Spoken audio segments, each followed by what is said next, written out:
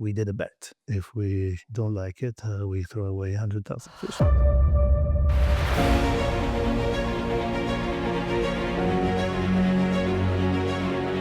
I hate to hear the sentence, it's impossible. You might answer, it has never been done. But impossible, don't say it, because you're renouncing before you even try. There's one thing, obsession isn't free, it demands sacrifice. From a sacrifice point of view, probably it's the absorption of how much your work absorbs you, and sometimes I feel guilty. You have a psychology degree but only just business. It's not about how much money you have in life, but it's what we do with the money that you have that is important. You can be much more refined, much more elegant, much more interesting, spending less. It's a very personal question, so I'm not sure if I can answer to everything, but There's a kind of intelligence that hides behind silence, the intelligence of restraint, of someone who could say more but chooses not to. And that's what drew me to today's guest. Thank you for the invitation here to your headquarters. In the watch industry, there are people who build things that make time measurable, and there are a few who build things that make time meaningful. So Parmigiani Fleurier was never created to impress. It was created to endure. Its founder, Michel Parmigiani, he was a restorer, a man who spent his life bringing forgotten masterpieces back to life. He didn't just repair time, he understood it. And to understand it, he had to master it. And from that understanding came a philosophy that excellence is about harmony, but also about courage, about moving forward, even when you're terrified, about choosing refinement over noise, about refusing conformity when the world rewards it. So now, a couple of decades later, a man named Guido Terreni, the man in front of me, stepped into that legacy. In 2009, you became president of Bulgari, the watch division, a role you held for 11 years. And during this time, you transformed the brand's watch business. You're known for creative vision, eye for beauty, and dedication for traditional Swiss watchmaking. And under your leadership, Bulgari became a top-tier watch brand with its own manufacturing. You helped create the brand-famous watches, Serpentine and Octo. And in doing so, you assembled teams that turned Bulgari into a full-fledged premium watch brand. Your work earned 57 international watch awards, 7 world records for dress and watch movements. And you're a man who could have stayed in the empire of spectacle, but you didn't. You choose subtlety. You took a maison known only to connoisseurs and turned it into the quiet heartbeat of contemporary horology. In a time when most luxury screams for attention, you build a brand that whispers, and somehow that whisper has an impact. It carries further. And his work, your work, asks a question of us most of us avoid. What does it mean to create beauty that doesn't need to be seen to be known? So this is what this conversation is about. It's about the product, about Parmigiani. But more important, it's also about philosophy. And I would like to know how you see the world. Because from what I saw in the interviews, how you describe it, that's very interesting and I think very rare. So Guido Terreni, welcome to the show. And this conversation is, I think, very interesting about the direction. Maybe it's a different interview that you did before. So let's start with it. Let's begin. And tell me about Michel Parmigiani. Let's start with this. Well, first of all, I will thank you for this introduction. I'm very pleased how you summarized the soul of our brand in such clarity and such deepness. So thank you for that. And it's a pleasure to welcome you here in Fleurier and talk about our philosophy of looking at time and beauty. You asked a very important question. Every brand starts by its founder, and its founder is like a father, like that gives the imprinting to a child. And the values that Michel brought to this brand are his persona. I had the chance to meet him the second or third day that I was in the company, and I had never met him before, even if it was 20 years that I was in the industry. And he surprised me for his modesty in terms of as in terms of a person of substance, because he has nothing to be modest about, and his kindness. He's a person who does not want to appear. He's a person who wants to sign his passage in his life through his acts, and his acts are very deep because he's not a superficial person. He's a very deep person. He goes into the why of things. And I think he devoted his whole life to perpetuate the mechanical art, which was a craft that in the 70s, when he started, was disappearing because everybody was going quartz. And he thought that there was going to be a patrimony who was going to be lost. And so he started restoring ancient clocks.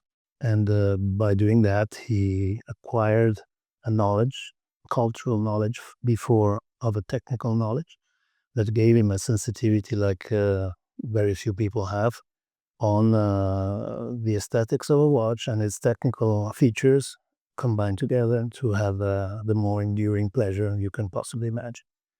He has been working on watches that have centuries. So if people want to bring to life and keep working clocks that have over 100 years or 200 years, you can imagine that those pieces are valuable to keep alive, no?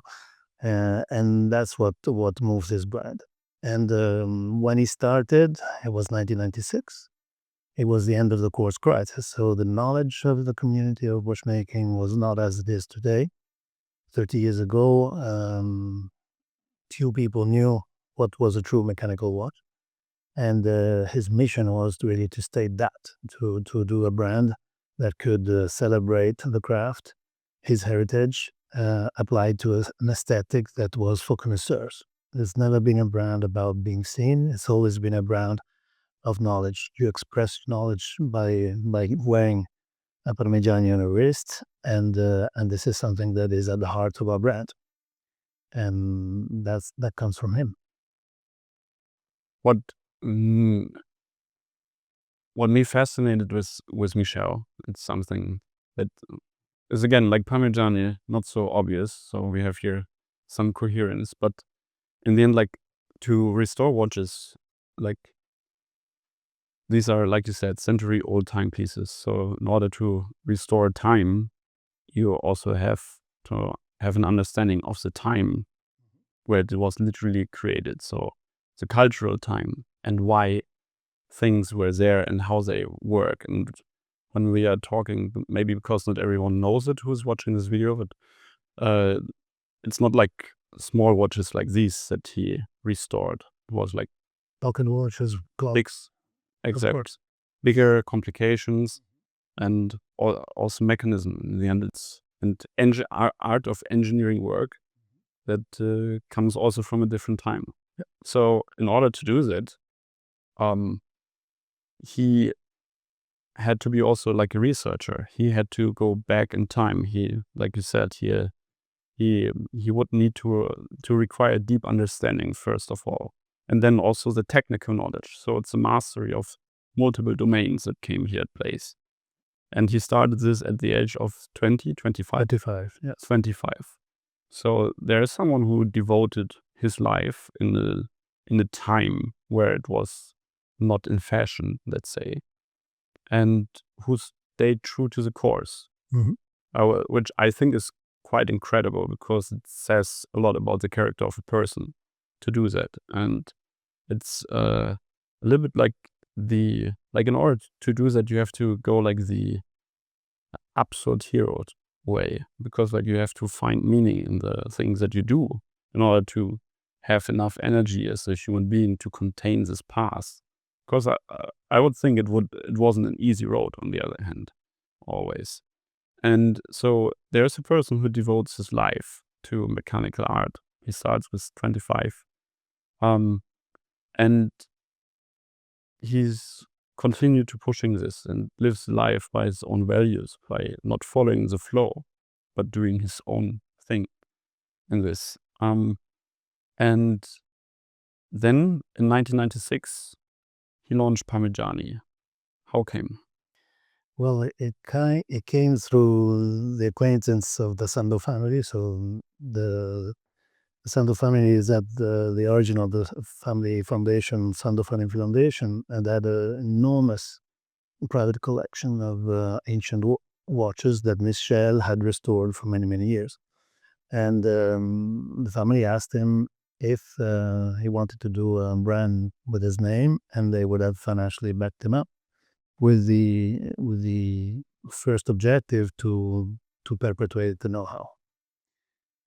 You talked about all the qualities that you need to have to be a restorer, but restoration and the art of mechanics is also possible through people. So also the human relationship with artisans, with a network of artists, because at the end they are not industrial people. They are people who put their hands, and they're called les mains d'or in French. Main d'or means the golden hands. When you have the les mains d'or, you're doing something that you're almost in a trance state, in which everything is possible. No? Mm. And when you speak about with people who are in restoration, they will always tell you that there is an emotional tension which is very, very heavy to bear, because you're working on something that you cannot redo. Okay, so if you're repairing something that is a unique piece, you cannot do a mistake. You can, otherwise your sign of passage will be there, and you have left your mark, which you shouldn't be seen when you're a restorer. You should be giving a second life to a work of somebody else, but your passage shouldn't be there. Michel always says, 100 years from now, you don't want to restore my work, you want to restore Breguet's work or another creator that I was repairing. And this is to me extremely fascinating, because the emotional pressure that you have in restoration is such that you need a break sometimes. We have two people in the restoration, a man and a woman, Francis and Christy. And Christy told me at in the beginning of my stay in the brand, how she felt oppressed by this heavy burden to take psychologically to do this restoration work. And she passed a difficult moment in her life, personal, and she asked Michel if she could be placed only on grand complication instead of doing restoration, so she could take a break. And when she told me this, I said, "Oh, what do you mean? You want to go on doing grand complication to do something easy?" And it said, "Yeah, yeah, yeah. I like this." And this gives you the, let's say, the human, let's say, element in this work. And you cannot do everything by yourself, because you can imagine how many finishings you get in touch in the whole history of watchmaking, where it's a dial, a case, a movement. So you have to have a contact with a group of people who are extremely at the top of their work, and that can work on ancient pieces properly. And Michel is a bit like, I don't know, a Formula 1 pilot. If a driver, if Ferrari calls, I mean, they go. And when Michel calls for a restoration, you have immediately a response, because you are with the living legend of this craft. But Michel always says that restoration is not something to be stuck in. And this is very important in the mindset of Michel, because if you want to continue the art of mechanics, the art of mechanics is not a replica of itself. The art of mechanics is seen as an evolution of what you can do. So if you take his early works, like the first Bugatti, now the Bugatti edition that he did in the early 2000s, it's an application of all the knowledge that you have in traditional mechanics to do something completely innovative, to put transversely a movement on a wrist, like if it was a cam sequence of an engine, is something that you do to express an emotion, to do something surprising, to do something functional, to wearing a watch while riding with your steering wheel. But you do it through the respect of the craft of a traditional mechanical art. So this innovation that you have is an innovation with constraints, because you cannot do everything. That's why quartz didn't make it. I mean, quartz was cheaper and was more precise. It's not fascinating. Or a smartwatch can sell millions of watches. It didn't even tickle the performance of mechanical watches. So these are other ways of having something on your wrist, but the mechanical art has rules that you have to respect, but you also have to challenge in the way that you're moving forward. And this is Michel, and this is what we are trying to do since in his name. We're continuing to build his legacy under the name of Michel Parmigiani, with everything that is more in sync with today's world. Before we go further into Parmigiani's philosophy, because you touched on something, you went into a detail, and this is like the detail that I find very fascinating about you in all your interviews. Not all interviews, but there's room. You come up with your deep knowledge by yourself. You just mentioned, for example, the golden hands. You went already very deep into the human aspects of Restore, and again, how it connects back to the brand of Parmigiani. But before we go there a little bit deeper, I want to understand your origin story, because I believe the way you see watches now, this obsession with harmony, with hidden genius also, that also carries your DNA, with objects that transform also identity. Did this start at Bulgari or at university of a degree in economics and from University of Milan? And so take me back. What do I need to know about your earliest context, your childhood, your family, your environment, to understand who is Guido today and how he started? Well, I think I'm a very simple person. I mean, I have values which are deeply founded in my family. So my family is very important. I think my father taught me the courage of being standing by my ideas and the integrity to believe in them and not follow the crowd. Use your own brain in life. And then also he passed me the passion for motorcycling. So that's part of his legacy, that I continue enjoying my ridings and travelings. The other side of my family is my mother, who was a teacher of music, so completely different from my father. What did your father do? My father was a simple person. He was self-made, started with his father and in the small factory that his father had. My grandfather changed many jobs. You can imagine, with the war in Milano. They didn't have the house anymore in 1945, so they have to restart from zero. So he did change jobs many times, but always moving forward and doing an international career at the end in management. Then we came back to Italy when we lived abroad for 5 or 6 years when I was a kid in Belgium, and then I came back on the Lake of Como, where it was a difficult period in Italy for social political issues. So we didn't go back to Milano, and in Como, it's an interesting place to grow as a young person. Beautiful lake. You don't imagine it as it is today. It's much less glamorous than today, but it's still beautiful. So the eye for beauty, the eye for nature, and the beauty of living outside, I learned it there. And then I went back to Milano for university, where I studied with the ambition to do a career in management without a specific idea of what I wanted to do. So I started in fast consumer goods for 4 or 5 years. That was my imprinting. And then I moved to Switzerland. When I moved irrationally. The most important thing is you do it with your heart. My girlfriend at the time was living in Neuchâtel. So I found a job in Neuchâtel and I entered in watchmaking. It was a bit by chance. It was the year 2000, and it wasn't until 2009 when I took over the division. And when you take over the division, you also enter in the manufacturing of the watchmaking. And that is where I got fascinated, because it's beautiful, the design, the aesthetic part, but if it doesn't match with something physical that you do, and the real heroes in watchmaking are behind the scenes in the manufacturing. They have this tremendous loyalty to the brand they work for. They have a tremendous sense of pride, and also a courage to do things that are crazy. I mean, when you think that in a watch you have thousands of parts, and the tolerances in a movement can be up to 2 microns, and you correct these things by hand, and there are complications. You enter in a world of I cannot describe it. It's a very individual world. The watchmaker works on his horizon, and his horizon is 4 centimeters.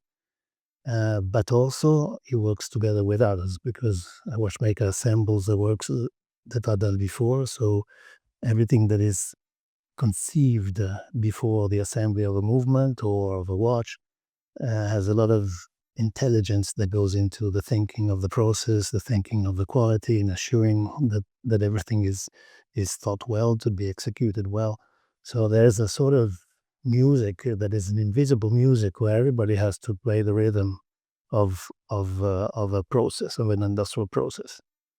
And to be heading a manufacturing, or to be heading a brand, brought me to be almost like a director of an orchestra, where everybody is playing an instrument, but the music has to be interpreted, and the music is what everybody's playing. So that is a sort of metaphor that fascinates me, because you have the creative side, you have the technical side that have to work together. It's like the left and the right brain, part of the brain, that have to coexist, and then the outcome is something that has to express the values of a brand in the interest of the values of a person, the client. So it's very complex if you think, but it has to be instinctive also. It cannot be, if it's too rational, you put out something cold, something that doesn't have a soul. And also in luxury, you need to have that twist, that unexpected emotion that is not invasive to the balance of what you're wearing, but it gives you that personal connection with an object. No? And this came all the way. It's an evolution that I cannot say when they're not moments in which I say, that is a defining moment, I learned something. No, it's a gradual learning in the hard way, because you do it through work. And into your work that, if you're passionate about, passion is a word that is overused. I think you have to love what you do. Hmm. Hmm. You said one thing that was hidden, like you always had like your own head, your own way of doing things. Mm-hmm. So was it like the feeling that you belonged, or were you observing slightly from the outside when you look back? Like, I mean, like 25 years ago, that was 2000s when you started. Yeah. You came here to Switzerland, you started. Before 10 years, you lived in Italy, right? So give me like a context of that feeling. That's what I want to understand. Well, the first 10 years in Switzerland, I think they were a discovery, no? Discovery, personal discovery. You were 27? I was 31. 31. I read in... Like me now. Okay. Yeah, like... Yeah. So I'm born in 69. It was 2000, yeah, 31. So the first 9 years were very interesting, because I didn't have a position, an apical position in the organization. I could learn, I could do mistakes, I could evolve in the understanding of what watchmaking is, keeping in mind that I was working for a brand which is not a watchmaker, and not even Swiss. So it's an outsider point of view entering into the watchmaking.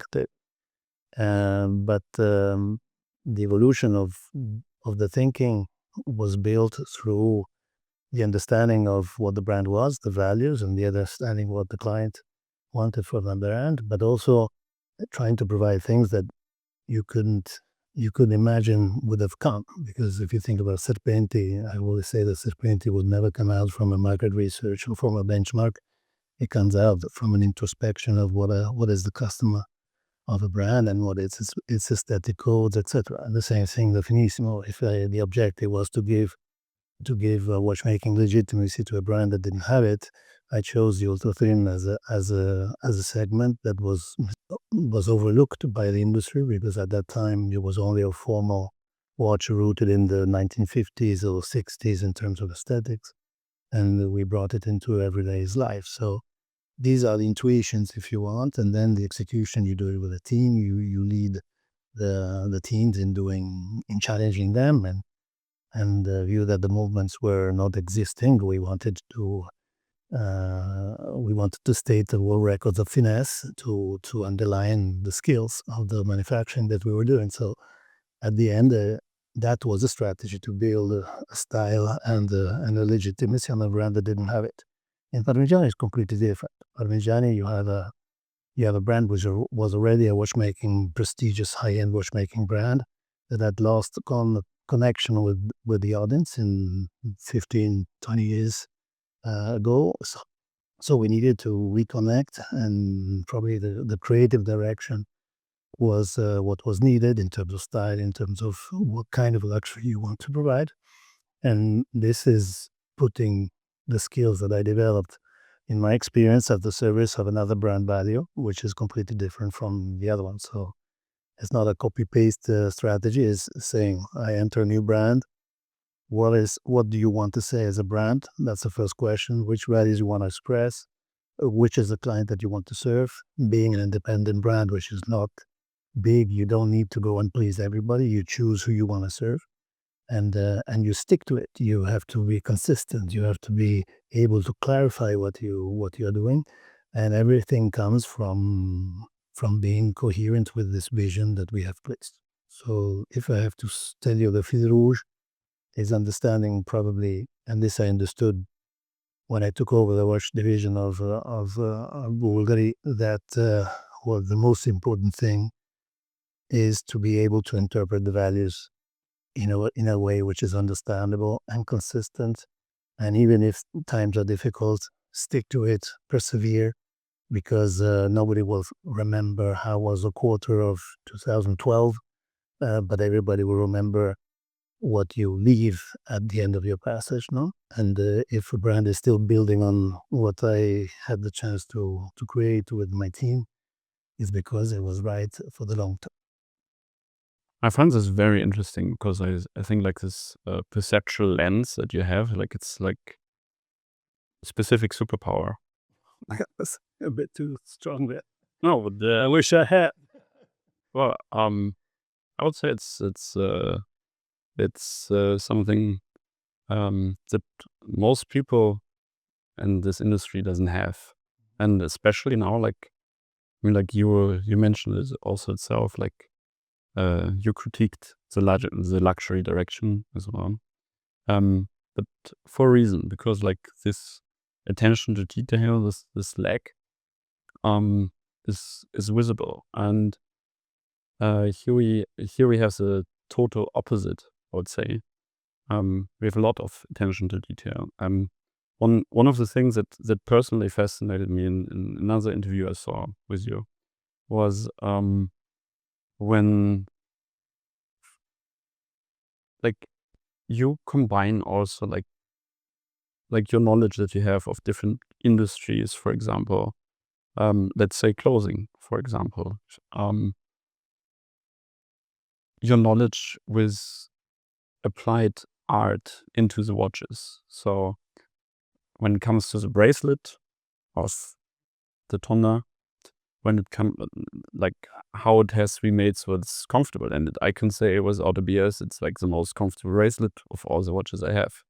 On the other hand, with the Tory collection, with the marble glazer, there's a certain kind of stitching, punto mano.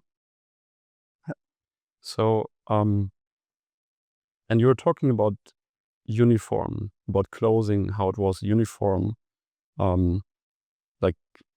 like the suit, how it was uniform coming from the Industrial Revolution, how black and white colors, that fascinates me personally, because on the one hand, it's very interesting to know. On the other hand, how this knowledge get respected, on the other hand, into the watchmaking, and especially in Parmigiani. And I would like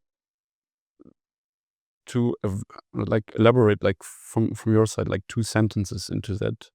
I know that you repeat yourself, you said this before, but in this context of this interview, I find this very interesting and very important to know. Well, you're touching the why of things, no? Because at the end, when you come into a new brand and you see the urgency of doing something to reset the brand into a trajectory, a strategic trajectory, and we chose the sport chic segment, which is the most versatile watch you have. You wear it in every occasion, so a integrated metal bracelet was the priority.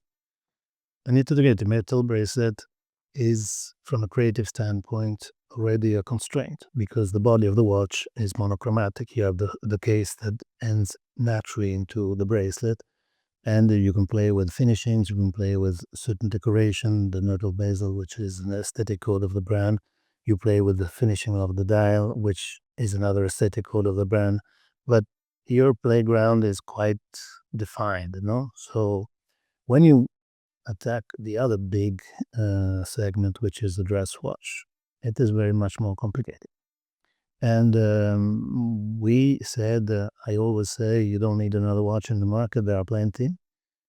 So if you have to launch one, it's important that you have something to say. And what we wanted to say with a dress watch done in the way that you see in the Toric is a contemporary elegance that respects the craft and the beauty of the tradition of watchmaking, but it is something that you wear in an elegant manner in today's world. So today's world is different from the 1920s, is different from the 1950s, is different from the year 2000s, where there was almost a rejection of wearing well, no, because streetswear became a way of dressing that was a sort of quartz crisis for menswear, if you want. And now people are rediscovering the beauty of sartorialism, the beauty of making your own clothes with tailors, etc. No? And where the colors are much more informal because you're not anymore in a strict domain, which is a dogma of elegance. No, a tuxedo is something you have an etiquette you have to follow. And on a tuxedo, you shouldn't be wearing a metal bracelet. You should be wearing a watch which is very fitting in this austerity of the black and white dinner attire or tuxedo or smoking as you wish. And then when the informal way of being elegant moves forward in the 50s, in the 60s, you start dressing in blue and brown, and you start seeing dials that are fitting this outfit. Now, blue dials of the 50s, think of the Altiplanos, the Patrimonis, the very formal watches, but that abandon the black and white of the tuxedo with also alligator brown straps. But that was the maximum twist that you could give. No? Now, today's world is much more complex in the sense that you have less rules to wear well, but that doesn't mean that you have to be compromising on the quality of the fabric, on the way that a trouser is made or a jacket is made, and the colors are much more serene, much more how do you say? You play a little bit more with your life, and it's less severe than in the last century. So we decided to rewrite the codes on the wrist, abandoning that conservatism that comes from a Puritan way of looking at elegance. The Brits are Puritans. The Calvinists in Geneva, where the watch industry is also very strict, very understated. And to bring into a little bit of serenity in the colors, but keeping that finishing that is extremely refined with some details like the stitching that you mentioned. Those are small reference to masculine vanity, if you want, without being loud. No, you don't even notice them, but you know that they're there. No, the little bezel is another example. This beautiful brushed dial which is handmade, gives you a texture that is not invasive to the reading, but it is something that gives you a sense of quality, of your die, not just looking at the plain die. It seems plain, but it's not. So this subtleness of finishings that are uh, interesting, that gives you a reflection of the light that makes the watch live. These are all things that build an allure that is not for everyone, because a lot of people don't notice these details. But we are serving an elite in terms of elegance and in terms of gentlemen who are able to be sensitive to those details. And so if they see it, we're happy. I would call it like, I mean, like you see patterns before they become obvious. That's one thing. And you're seeing the invisible, inevitable, basically. The thing that hasn't happened yet, but is already structurally determined to happen by aligning all those little details. Referring back to what I call your superpower, even if you don't like to hear that. But when you are in a room with your design team or with your team, basically, and you see something they don't, like, how do you communicate the vision without sounding like you're speaking a different language, maybe? I think my team knows very well that we're looking for things that are not obvious.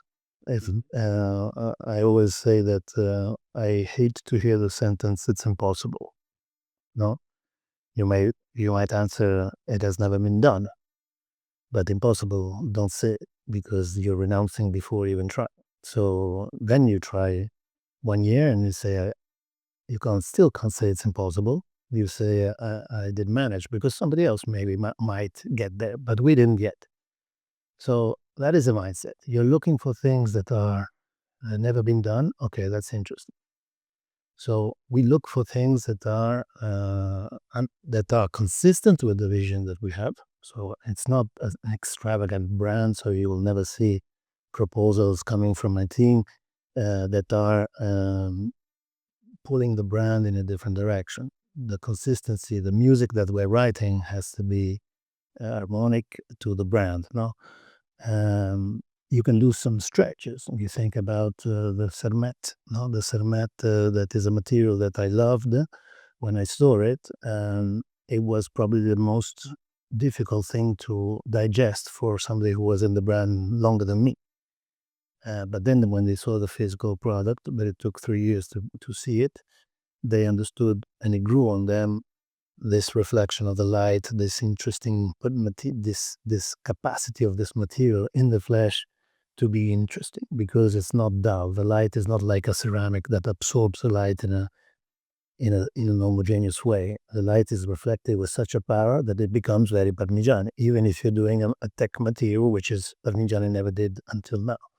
So when you're pushing teams to move forward, the most important thing that you have to convey is what are we looking for? So sometimes you have to provocate, like the Sarmet is a provocation. And if you believe in it, you stick to it and you move forward. Sometimes you have to encourage, because certain things come from the team, and you take an intuition, you say great idea, go for it, let's see it move forward and see how it comes. You have to put aside everything that is an obstacle of that idea to grow. For instance, the new book was very delicate in terms of passing the when you sweat, it could stain. We found colors that didn't stain, because the colors that were darker were not sufficiently qualitative. No, so and you push the supplier to respect this. So you want to keep that mood, but if you go the traditional way, you wouldn't do things, because you are refrained by your habits. No, so this is something that I strongly like to challenge, and I think my team also likes to challenge it now. After 4 or 5 years that we work together, they bring ideas with with a smile. No, he said, it will work, it don't work, it doesn't matter, let's try it. And then you have to have your eyes open because you have to be sensitive to something that you didn't expect. I always say the example of the morning blue color, which is the color of the perpetual calendar of the Tauric. That was a mistake, for instance. It wasn't meant to be like that. Why? Because the blue that we had chosen had a little bit more of gray inside and it was slightly darker. Very elegant. But when I saw that prototype, Something like sorry to interrupt you. Something like stone blue that you have. not exactly, but it was This direct. in between the stone blue and this. But that prototype that was done in August last year, it came too late for the product meeting. So the dial maker said, we don't have the time to resend it to coloring. Let's finish it up, show it, and then if they don't approve it, we do it next month. You know? So that was a lucky thing that happened. And when I saw it, we all fell in love with that color because it had that energy without being flash. And the morning blue came from that beautiful light that you have in the morning where you feel energetic, you crisp light of the morning that is a little bit colder than when the day comes, no? So you have that energy, and so we said, well, if that's the morning blue, we have to have on the pink gold, we could do something close into the sunset, and the golden hour that you have on the gold is a bit the beginning and the end of the day on the two collections, no? So, but that if we were not open to judging a mistake and to say, it's not what I asked, it doesn't matter. Is it nice or not? You have something comes out, you have to judge it, and that moved forward the direction of our palette of colors that we're building out through time. No, because you see now 4 or 5 colors in the collection. The idea is to have a style which is across the whole collection that plays this serenity, this long-lasting appeal of these colors that are there to stay, because a watch is there to outlive you. So the color of your dial shouldn't worn you out after a couple of years, no. So it has to be something that wins time, no. And so all these colors that are very specific, they are also very easy to wear, and they should not worn you out. And so this is part of the philosophy of what we're doing. So my team, going back to your question, has understood the playground in which you wanna work, can how do you say, can have the liberty to surprise, and if the idea doesn't pass, is no big deal. I mean, it's not a failure. On the opposite, it helps to build discussion around the brand. Hmm. No, I like that, and I also think like the morning blue works well in the environment of the whole watch. That's and I mean like color combination with gray, blue, it's beautiful, absolutely beautiful, and like you said, like there's an energy in this color that works very well with this watch in its totality if you look at it. So that's something I can definitely understand and see here. But that's interesting about things that you influenced. The word impossible, to dare, Summit, on the other hand, on the sport. I saw it, I think, in July for the first time. You saw it in the flesh? Yeah, in the flesh. And again, like something that Instagram doesn't do justice. Like you need to see as a watch in real. It's absolutely fascinating. There is no other brand I can imagine or think of that brought this combination, because it's nothing new. The material itself, the composition, how you arrange it, probably more or less something.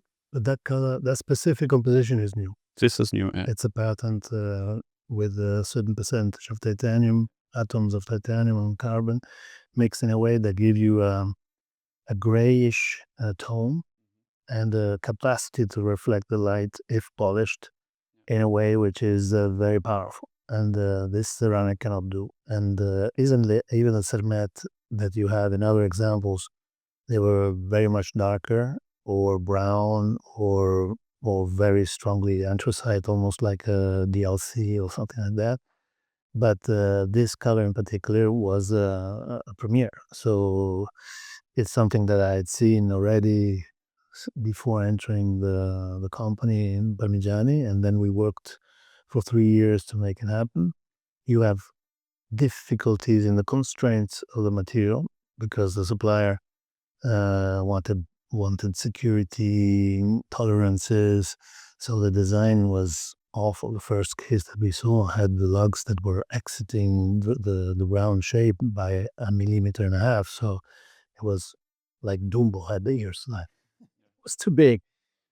And so they said, no, we're not going to do an ugly watch. I mean, if the material has these limitations, we're not going to use it. So we challenged the supplier to reinvent the composition of the case, decomposing the design in 14 different parts, because you cannot polish, you cannot, you can treat the surface, which is unscratchable, only with diamonds.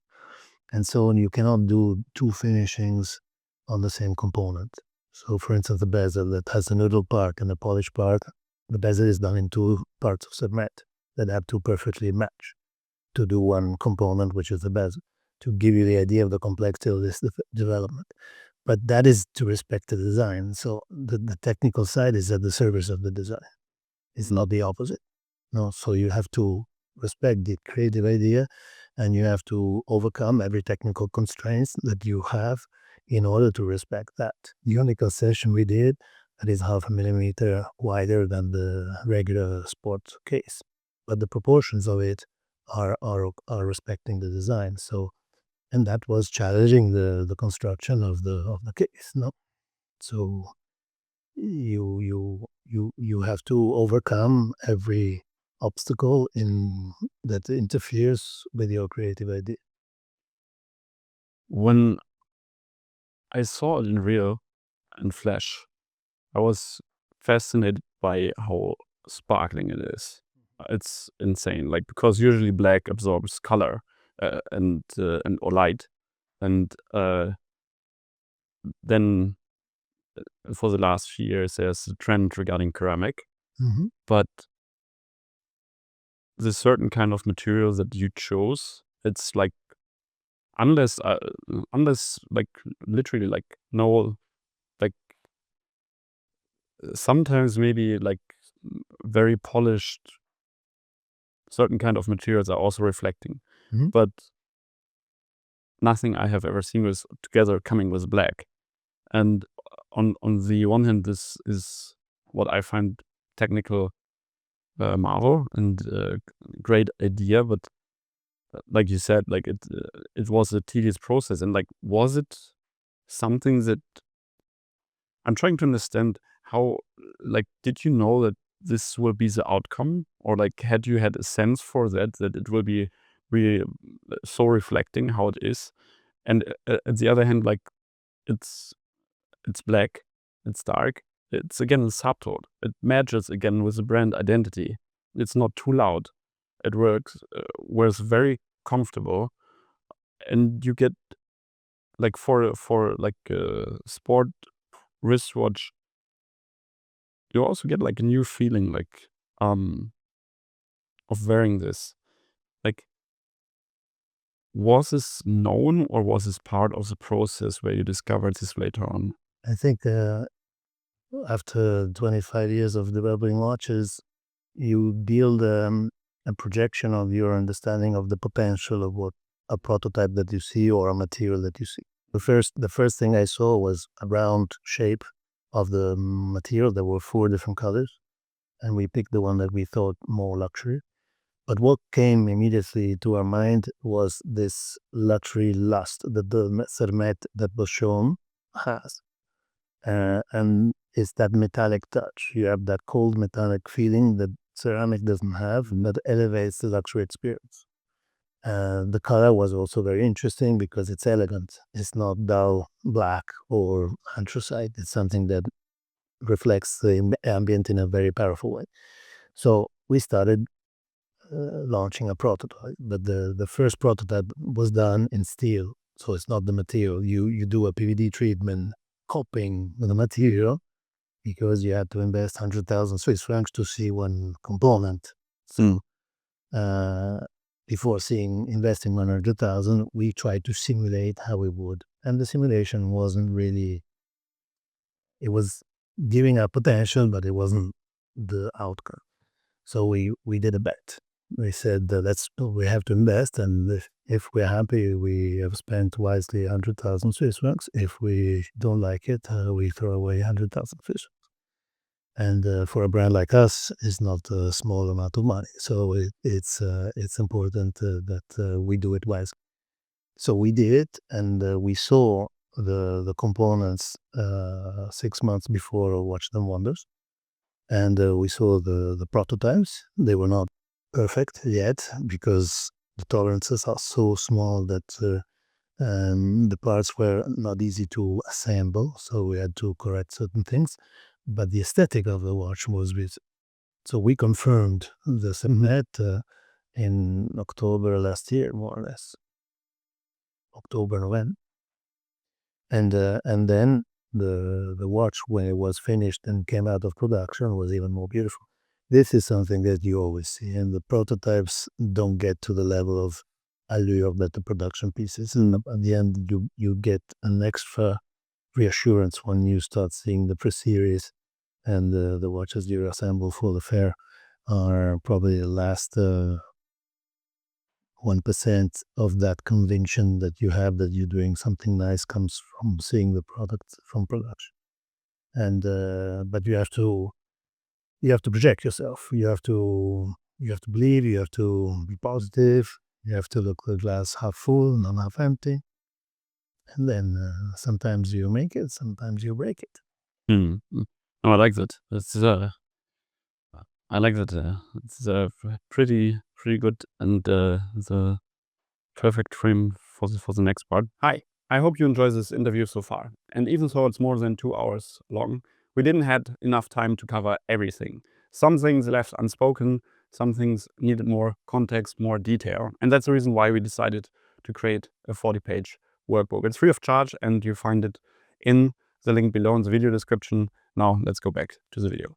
So when you start coloring ceramic, you go to a cheaper mode, no? When you start seeing blue ceramic, or I think ceramic works in black and in white, but when you start injecting a pigment in it, it passes on a more plastic feeling, and this material respects that luxury lust that the metal has.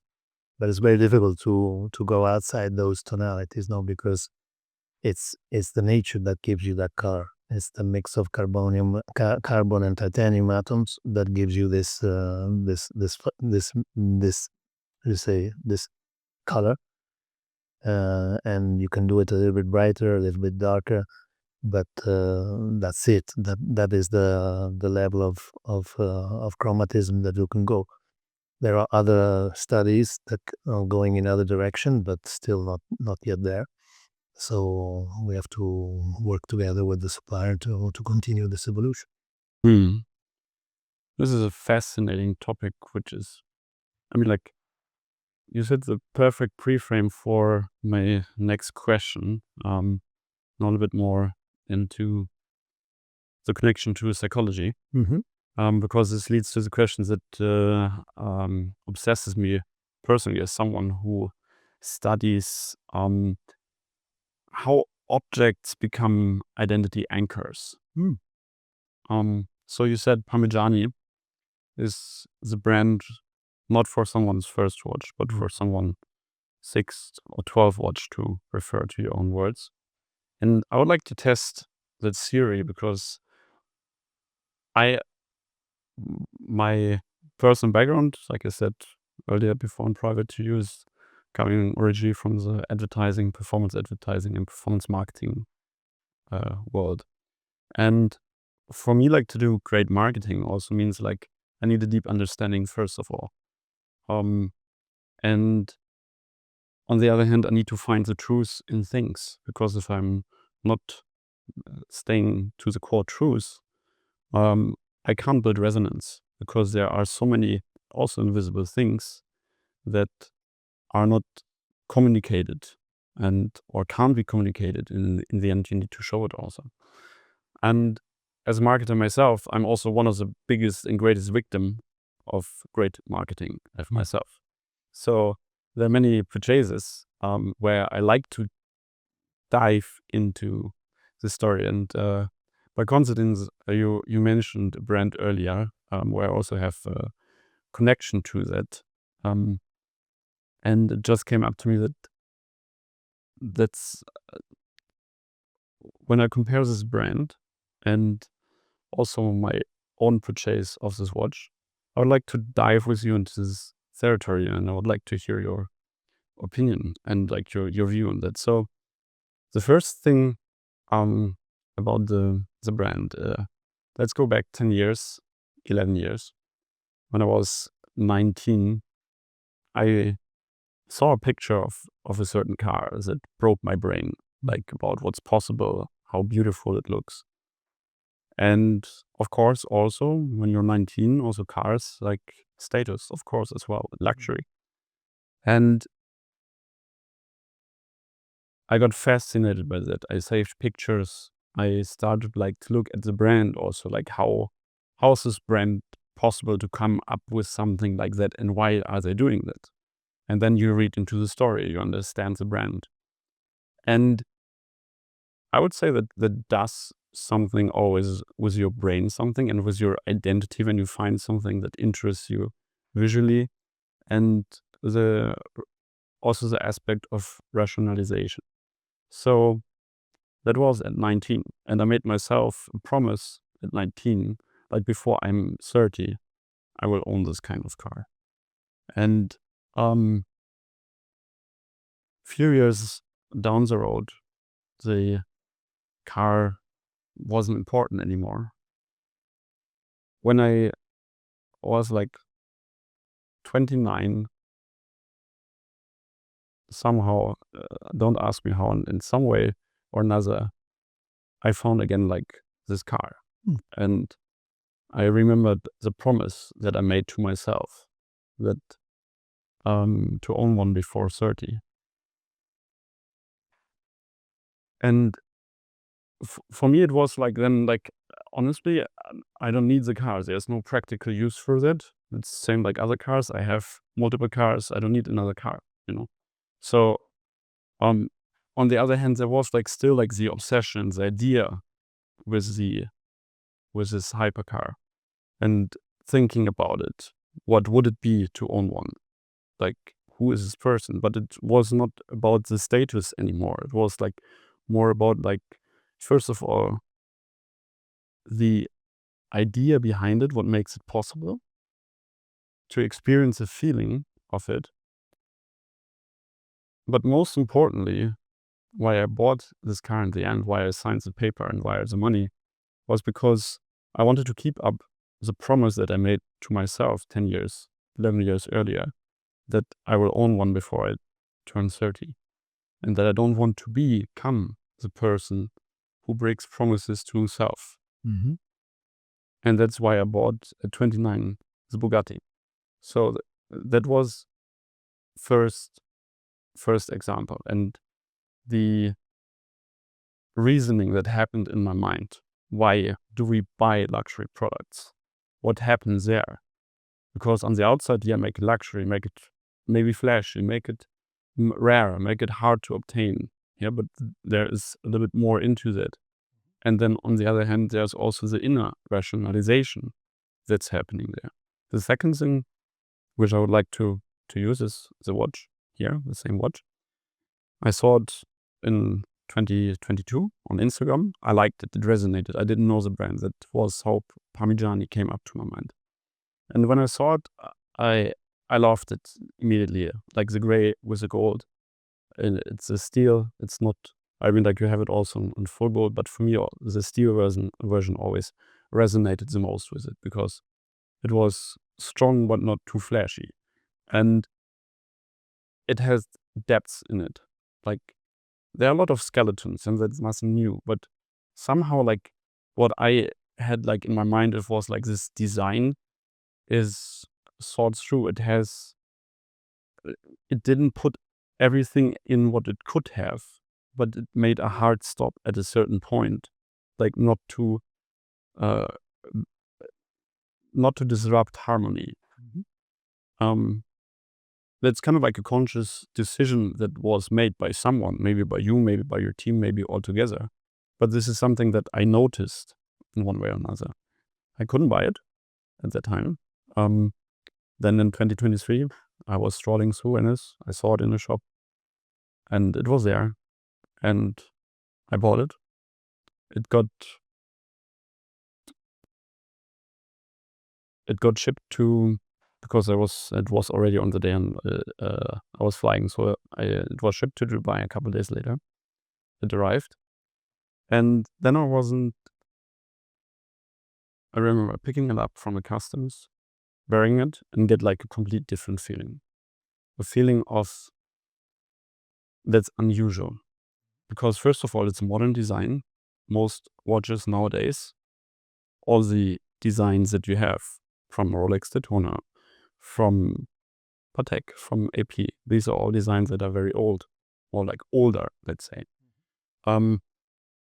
There is not so much that is new. If you maybe think about Richard Mille, that is more popular, but I mean, like, it's also like the shape is also like 10, 15 years old, or even a little bit longer, I think. And so there was something new, and the feeling that I had was uncomfortable because it was unusual at first. It was not known. There was like, and then I realized that a lot of, or like, when you're like, I'm part of younger demographic, so we start usually with Rolex, then AP, Patek, Richard Mille, depends on your means and funds, and of course your career. But you go that route, and then afterwards you will go on to Vacheron, you go on to Lange, for example.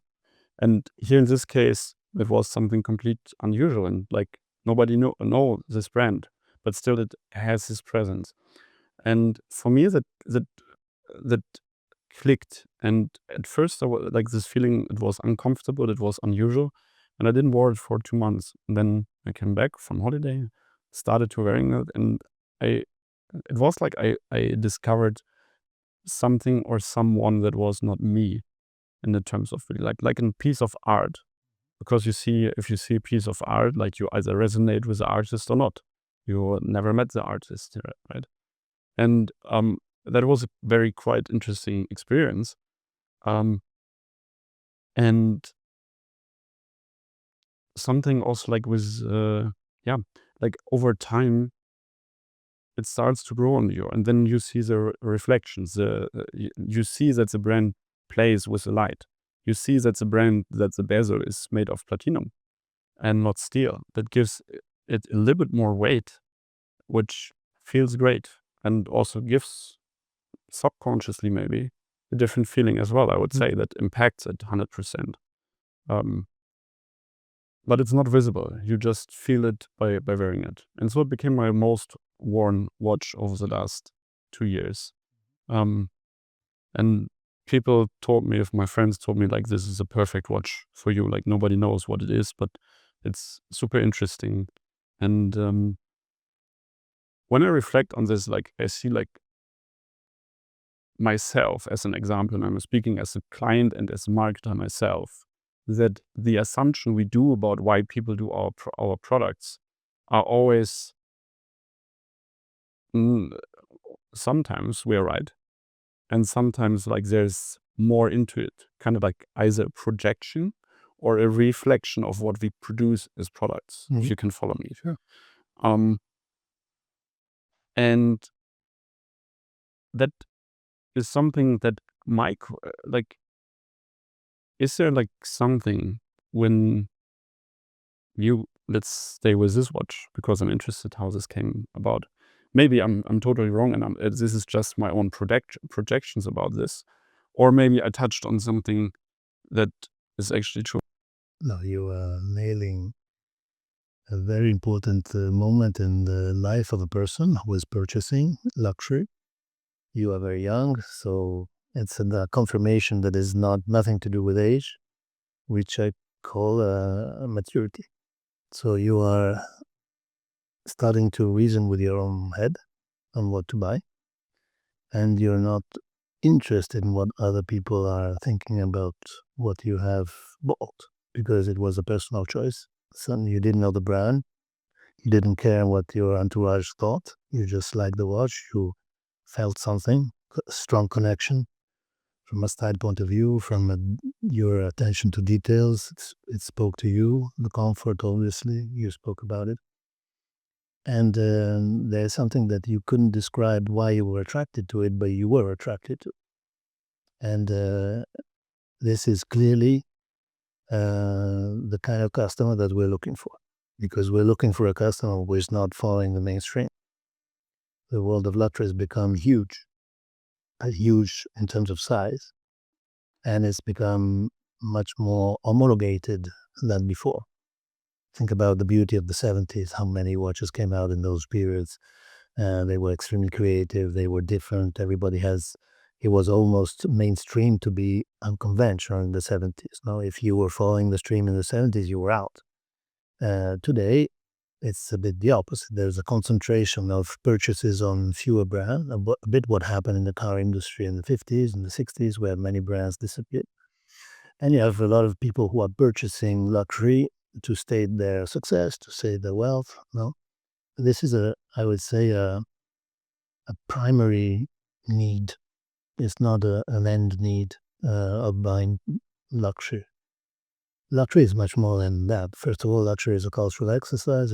You're expressing your personality through a watch, especially us men. We don't have many toys for boys to wear, and the watch is certainly the most intimate one. And it tells a lot about you. And what you said in the end is very important, because I think that's really the end pleasure of a Parmigiani class customer, is having somebody ask you, what are you wearing? It's interesting. I'm wearing something that instills curiosity, because it attracts for the style, but it's extraordinarily finished. It has a style which is quite unique, because you cannot put next to us an exact same kind of brand. And this is what we try to build, and we build that through subtleness. I think you notice by now all the details of the watch that harmonically provide you a sensitivity of luxury. Last but not least is behind the watch, because when you look at your oscillating mass, you see the PF letters not touching the ellipse of the logo on your mass. And that is another attention to details, because those letters are set on a sapphire in order not to be covering the movement. The sapphire idea came from exactly your watch. Yeah. Because the oscillating mass that was designed before my arrival was in plain gold, the PF logo. Yep. And when I overlapped it on that movement, it was invasive. The mass had to be skeleton. But how can you do a letter without touching the ellipse, which is the logo? You can't stretch the letters to hold them. So I had the idea of suggesting a dial technique to put it into an oscillating mass, to set the letters on a sapphire in the ellipse on the oscillating mass. So these are all details that build up your pleasure, your personal pleasure, because it's hidden to the public. It's a watch for you. That's why we took out the logo from the dial. In room writing, we put a graphism to convey the logo, because it's personal. It's what we call private luxury. So everything that is building that sensitivity of being different with taste is underlining that sophistication of a customer, which is expressing that it's not about how much money you have in life, but it's what we do with the money that you have that is important. You can be much more refined, much more elegant, much more interesting, spending less, because what you buy is providing you with refinement, with something educated, with something tasteful, no? And this cannot be bought by man. This is bought by your personal sensitivity, by your curiosity, by the fact you're interested in understanding things. And this is education. I can't find another thing. So you were connected with us on the deep values that we try to express in our watches, in our brand, and it works with you. But it doesn't work with everyone, luckily. Correct. The thing is, where you're thinking about this, I mean, like, clearly you were thinking about this level of meaning when you, because you just you just explained it perfectly, because how the watch, the back of it.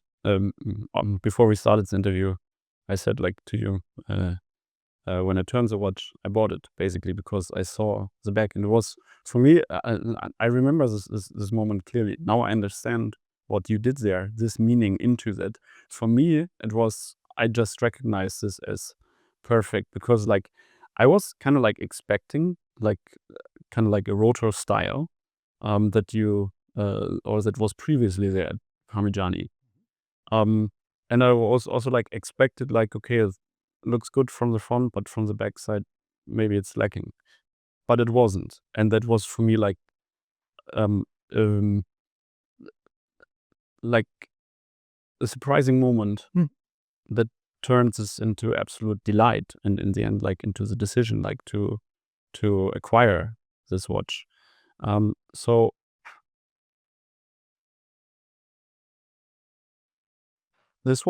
this came out in 2022. You launched it. I would like to know, because also it's my most favorite watch from Parmigiani. How was it developed? Well, first of all, the movement is skeletonized, and it is fitting in the watch in a way which is balanced. I say this because it's very difficult to make a readable skeleton. Usually, the skeleton, the movement has to convey the aesthetic, no? Because you don't have a dial, you have the movement as a dial. And what often is done in watchmaking is that the designer of the movement is not the designer of the watch. The watch is what dresses the movement, and so case, bracelet, dials, etc. Are done, but the movement is a sort of a constraint. And usually the movement is even developed without, and can go across different cases. It depends on the brands. So it's not specifically made for a case. This was specifically made for this case, and it played the tones of uniforming the movement. So paradoxically, you're toning down the work that you're doing on the movement to make the watch balanced. So it's a shades of gray, because it's an active treatment on the brass of the movement, with 3 different finishings. So sandblasted at the bottom level, vertically brushed on the top level, and the chamfering is mirror polished. So these 3 ways of reflecting a light create a ton sur ton on the same color finishing. And then you have details on how the skeleton is open, because it's not an extremely open skeleton, because you have skeletons sometimes that are even, you can see through and you see even your wrists with the hair, etc. So it's not a feeling that I personally like. So it's the right balance between what is open and what is covered by the platine. You have a lot of angles which are sharp, done by hand. When you have a sharp angle in a bridge or in a platina, a machine cannot do it. So if you count all those angles that are very sharp, those are all done by hand, and that gives you another finishing, a sensitivity that is something done qualitatively. The fact that the logo is in the bridge, in the platine, which is part of the design of the movement, is not something that you add on top of it. So again, everything is extremely balanced, and then you respect the philosophy of the collection, because the dial construction that we designed on the micro rotor, no, you have a philosophy in which we have always the idea that you have the logo at 12 o'clock. You have always the idea that you just need 2 hands to read the time. The markers are just an extra help, but they shouldn't be invasive to the reading, so we did them very small. And view that we play with the finishing of the dial, the guilloche is on an upper level than a minute scale. when you take out the dial, this philosophy has to remain. So on your watch, you don't have the dial, you have the movement. And then you have a reo, so the minute scale is outside the movement. And you have the indexes that are like this, done as if it was the same minute scale that you have.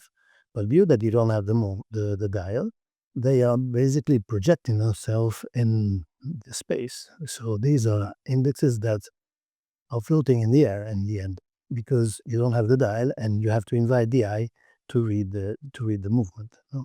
So this perfect harmony between the dial part, which is just a ring, the indexes that are built like the philosophy of the collection, but they flying because you don't have the dial on the upper part and you have to admire the beauty of the movement, makes it an integrated skeleton in all the watch. So the watch is part of the design because it has been thought, the movement is part of the design because it has been thought holistically, respecting the DNA of the construction of the design architecture of the collection. We chose to have the gold to exaggerate the contrast between the shades of gray and the hands and the indexes to have a maximum readability of the time.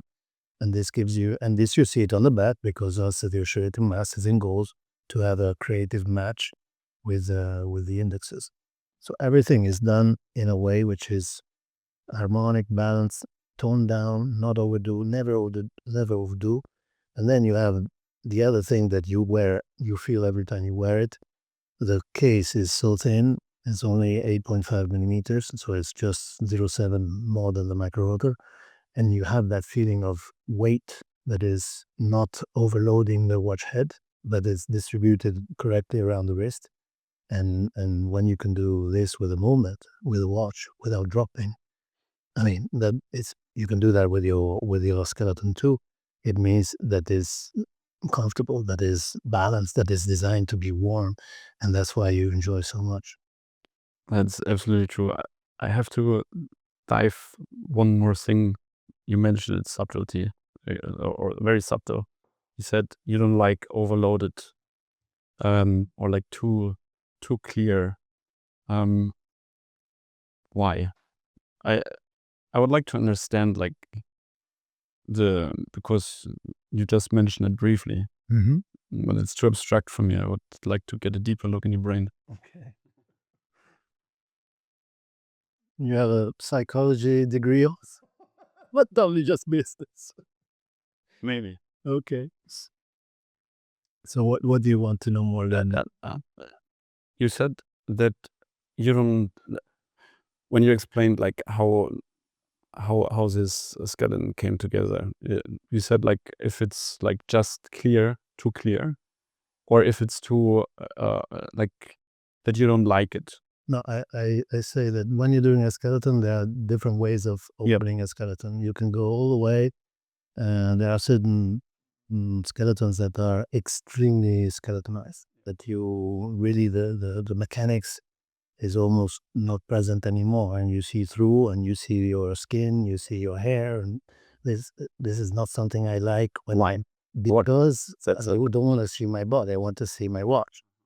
And the balance between how much you open a dial and how much the mechanic is interesting.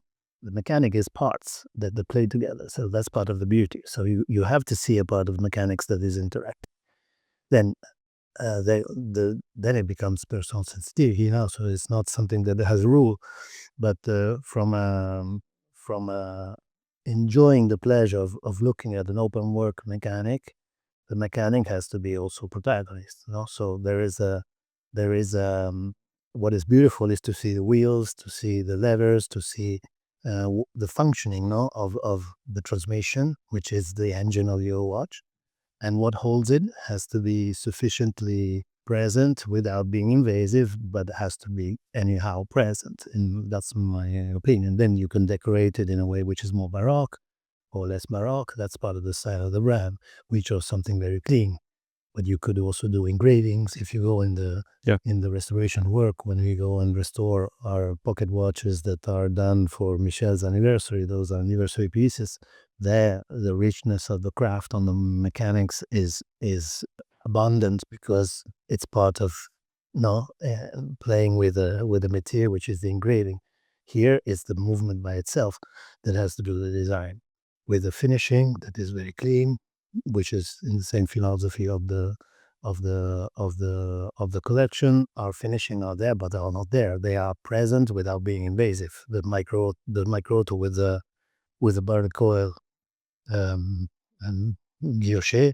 The guilloche is also so small that it's almost invisible, no? But it reflects the light, so it's there, but is not invasive. The same thing is on the mechanics. The mechanic of the skeleton is there, but it's not shouting that I'm a skeleton. You feel what I mean? I absolutely see. I see again like I see a framework there that you understand, you want to understand, and asking why in the end, which is also, I would say, like a part of taste, because like when it comes to taste, like status you can buy, but like the understanding the why of things, which I think is part of taste, understanding the why of things, how they work together, and understanding them deeply in their interconnection.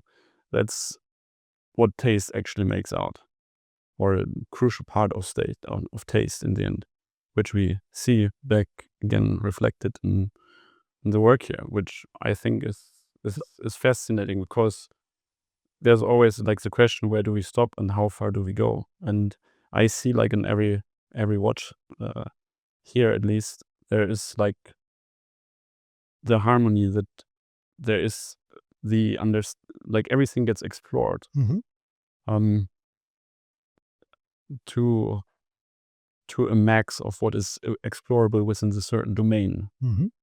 um um and that's fascinating, because in the end, like, that's again, what are we?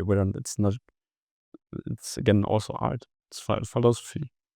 It's something that has to be pleasant, aesthetic, and consistent. And you talked about your watch. The skeleton has this bracelet which is extremely comfortable, but you look at it from an aesthetic point of view. It's the brushing, for instance. Look at the lightness of the brush. You don't see the lines of the brushing. No, if you go on other designs which are more industrial, because it's right for the other watch. You think about the Royal Oak. There's a fantastic, one of the most beautiful watches in the industry. It is very bold in the brushing. No, you see the lines that are straight lines because the brush is very hard. No, here the objective was just to have a matte finish. So the brush is almost silky. You touch it, it's very soft. At the eye, it's not a straight line. It is just playing with the light and reflecting in a different way than mirror polish.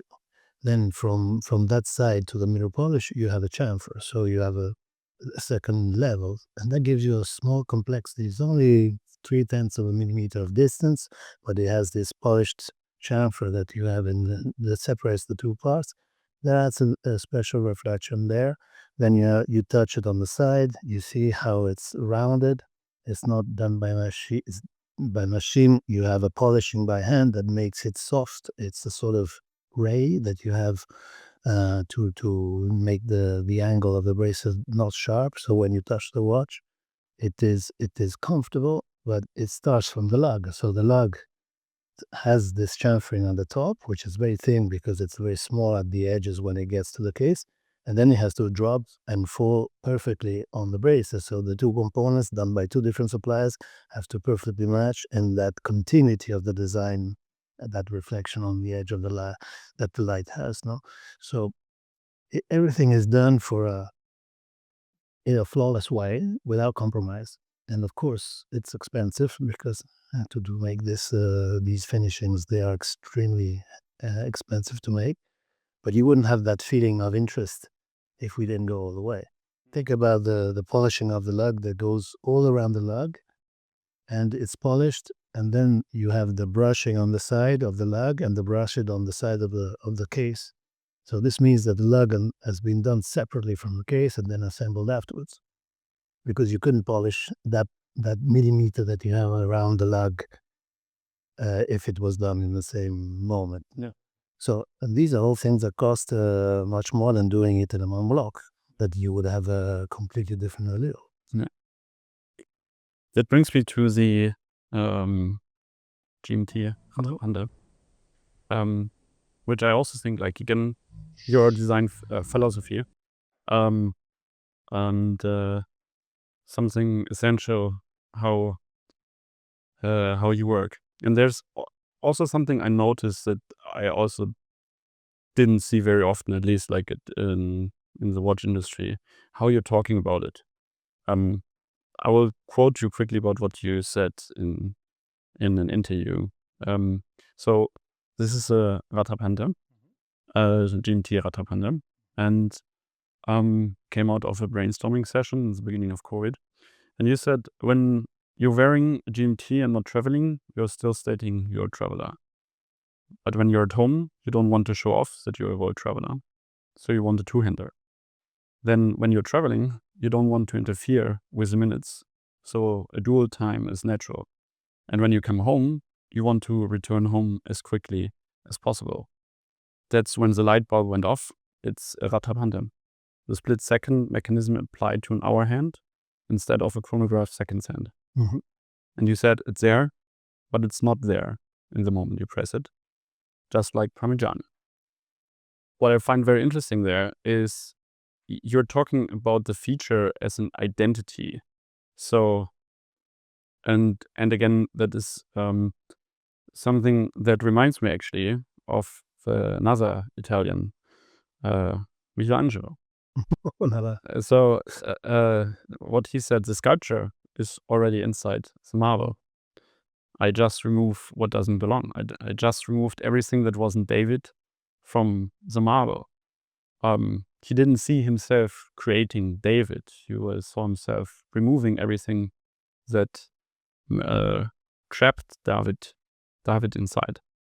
And then it comes to, because as a child I always traveled to Seravezza and Forte di Marmi with my parents. My father is an artist himself. He's doing sculptures, and so I saw this process of creating art also, and seeing marble as well. And something that stuck with me is like when I saw how my father also worked, like it was not always invention, but it was also like revelation from the things that we see as humans. So the things that you see as well. And I would say there's a clear DNA of Parmigiani before Guido and after Guido. And that's why I would say, like, I could see that you work the same way in some way or another. I don't know if you have thought about that in a certain specific way like this before. But, and there's also like another thing regarding Michelangelo is he finished parts of sculptures that people would never see. Mm-hmm. So there's all this process that you just described. I would have never known it. Still, I appreciate it, but I don't have the understanding. Do you have to go this length? Maybe, maybe not. But at least from your philosophy, you have to. And creating something that people won't notice, but why? Because it has to stay true. The truth mattered more than just the object or like observing the surface. And the work had to complete unto itself. Whether anyone noticed or not, but ultimately trusting also your instinct that people will notice eventually, which comes into the identity. Yeah, of course, we have to communicate and help the understanding, but the idea is that we are serving customers that feel it. Probably they don't rationalize it, everything we do, but they get it. And the GMT Rattrapante is probably the most important step into extending that aesthetic philosophy that we put on the collection to the technique, because it's the first innovation that we did since the relaunch. And it speaks the purity of our style, because the function is brought to life when you need it. And when you're at home, you don't need the GMT, so it is not a GMT. You need an elegant two-hander. And when you're traveling, you want to have that flawless expression of pleasure of the function. And so a world premiere came out because it is a GMT like no other. And GMT are in the industry since decades, if not centuries, and they have been never interpreted like this. In the interest of that purity of the idea, going to the essence of the idea, in a way which is to the core, no? Because the more simple it is, the more powerful it is in expressing the idea. And the intuition we had, which was really a sparkle, no? Just 1 second. We were in the room next door, and it took us 5 minutes to get to that idea because the brainstorming was extremely intuitive, no? And when it's so quick and so strong, the watch has been demonstrated to be extremely responding, no? To the customers responded to this immediately. No? I think we had launched 120, 130 movements at the launch. We had 1,100 deposits. So you can imagine that we had a waiting list, not because we wanted a waiting list, but because it took 2 years to fulfill the request. But that purity of the idea, that simplification of the complication, if you want, is part of the language of this elegance, this clean design, this pure aesthetic that is extremely intellectual to reach, but is extremely intuitive to be interacting with, whether in the usage of the watch or in the aesthetic of the watch. The Miniature Trabante is the same philosophy. I mean, it was more complicated to express it because the Gentile Trabante is intuitive in the GMT, what it is, and the Trabante function, what it is. The only surprise, what you don't have a chronograph. In fact, I remember there was an Italian journalist, he unfortunately passed away last year, but Augusto Veroni came to me and said, "You had me there. Oh, what happened?" I was waiting, where's the chronograph? No, it was a GMT Trabante, there's no chronograph. A Trabante is the function of catching up of a hand, and by using it on a different hand after 195 years of the patent of the Trabante function on a chronograph, you think almost 200 years nobody thought about using that approach outside of why it was born. And this gives you the narrow-minded thinking that the industry has, because it was invented as a chron. I know they ever thought about using it in another way. And the Miniature Trabante is something completely different, but we probably didn't explain it as simply as that, because the real idea came by interpreting a rotating bezel of a scuba. No? We are watchmakers. Why do we have to delegate a function to a case? Let's do it with the movement. That was the intuition. And then you do something that doesn't exist, because that is not a scuba. It's not a diving watch. But by placing the minute hand like you would place a moment in which you have to go out of the water, or in which you have stopped doing a presentation at the board, or if you have to go to the gate from the lounge. I mean, these are all moments in which you have stopped doing something and you master the section of the time, like an angle. You have a quarter of an hour, 90 degrees of those two angles, of those two hands are telling you, I've got 15 minutes. And then you master your time, and then you master your delay. You're indulging in yourself, and you leave the lounge 2 or 3 minutes later because I can run and I can catch the plane. But those are things that are trying to push the needle forward. We do it aesthetically and technically. The technical part is as important as the aesthetic part. And each technical decision, before even knowing in which watch you will put it, is already a design statement. Take, for instance, this watch. The petite seconde of the toric is in that dimension. It's quite big, no? You see that for this opening, which is a 39 opening, it's the same of this one, that are two. There's the same circle. So we design a series of movement in the same moment, playing with the same philosophy for the same opening. You cannot do a 36 with this. because the counters will be very small. You can't move the pivots. They come out there, so you have a design constraint. This watch works in this size. No? And it's a choice. Wanted to do it because if you do it smaller, you do a smaller petit seconde, it brings you back in an old-fashioned mood. We didn't want a vintage mood on this watch. We wanted to be expressing something contemporary. So that is the reason for which this watch is this dimension and this open. If you think of the Minute de la Trepante, we took away the second. This movement, when I came, had the petit seconde at 6 o'clock. We took it out. I could have kept it. I had it in stock, the movement. But that petit seconde is giving you a too classic mood on a sport elegant watch. But if you put the central second hand in the same, it would be too sporty. It moves you towards a more sporty mood. By taking out the hand, you are perfectly in the middle between an elegant and a sport watch. So you're using the technique of how a function is displayed to underline elegance versus sportness, or versus a classic mode if you're using a petit seconde. So when people ask me why are you not putting a second hand on a PS, because it pushes the sporty side of the collection, and we are more on the chic side of that collection.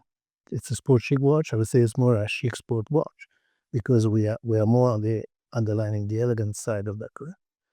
So plenty of things go into the mood that you're transferring and the feeling that you want to convey, and they are both technical and aesthetic. To reach this level that you that you reached and that you also explained regarding, you make clear that everything what you touch must have substance. To reach this level, to transform Bulgari to the part what you're doing now, Parmigiani, it requires also obsession. And I see someone who is very obsessed with details and understanding and full of integrity. And there's one thing, obsession isn't free. It demands sacrifice. So there are probably dinners you missed. There are relationships that might have suffered.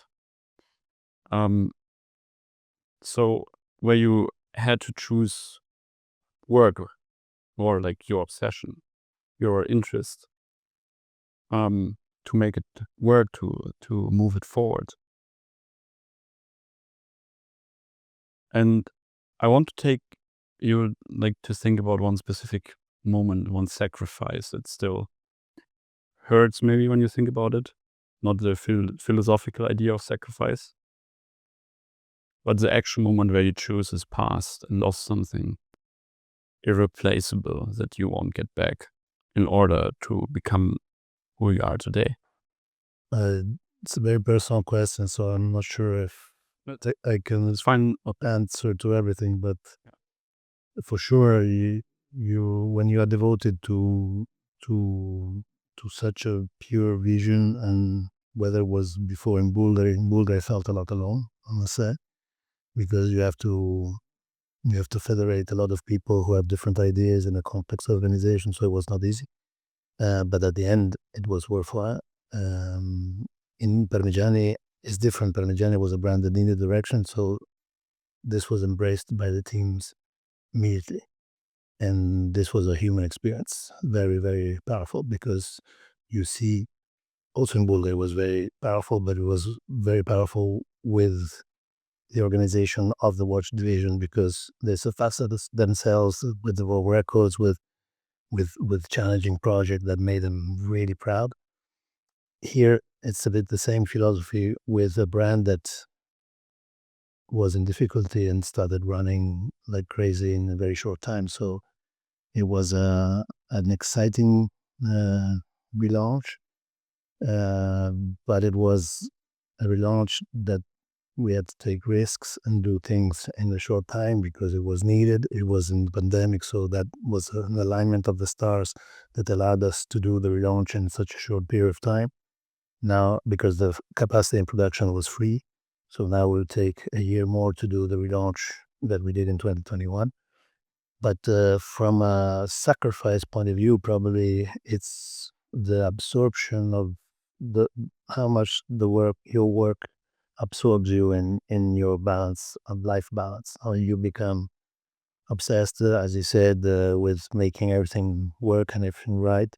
So it's not easy to keep everything in balance, and you're not just a person doing the job. You're also a father. You're also a husband. You're also a friend. You have to devote yourself to everything, and sometimes I feel guilty on certain things, but there's always time to catch up. Hope I answered. No, thank you for going there. Do you sometimes wonder like who you would have become if you would have chosen it differently at certain times? Probably an architect. Mm-hmm. I read this. And I have something for you later regarding that. Thank you for that, for what you just shared, for the sacrifice. And I want to use it as a foundation for our last part of this interview, where we're building like toward it, kind of like the whole time, because the sacrifice, you had sacrifices to become the obsession, like we all do. Everyone makes sacrifices when he finds like some obsession, and but the sacrifice, it always enables an identity evolution, and so it's all connected to the thing what we haven't directly defined it yet, even so it's beneath, I would say, under every question that came through and that I ask. So what is luxury actually at its core, and not when we just like labeled it as an abstract of something expensive? I've heard you say luxury is hard to get, not loud for yourself. It's elegant, but it's descriptive. So I want to go one layer deeper into what luxury looks like, layer by layer. And I want to build a definition with you together there. So let's start at layer one.